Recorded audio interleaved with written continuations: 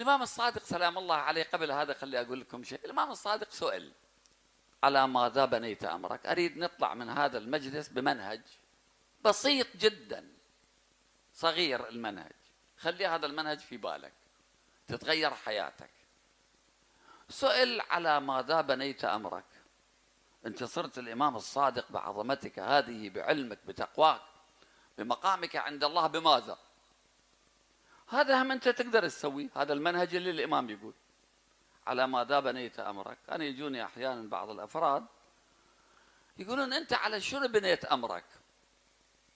طبعا أنا عبد صغير صغير صغير إلى ما لا نهاية للأئمة الطاهرين سلام الله عليهم. على ماذا بنيت أمرك؟ فقال الإمام: على 4 أشياء. هذه هم أنت ابني أمرك على هذا، حياتك ابنيها على هاي الأعمدة 4.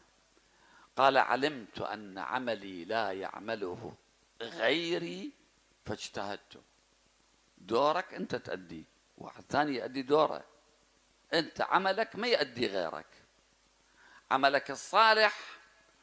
يعني بعض الأفراد يقولون: احنا مع علي. علي سلام الله عليه حياته كلها كانت في سبيل الله، وجهادا وقتالا ودفاعا عن الرسالة. بس صحيفة علي لعلي، مو إلك. صحيفة حسنات الإمام علي لعلي، صحيفة حسنات فاطمة الزهراء لفاطمة الزهراء. علمت أن عملي لا يعمله غيري فاجتهدت. صار عندي اجتهاد وسعي، لأن غيري ما يقدر يسوي. وعلمت أن الله عز وجل مطلع علي فاستحييت. بعض الناس يعملون المعاصي والله عندهم أهون من الناظرين. ليكون رب العالمين أهون الناظرين إليك. وعلمت أن الله مطلع على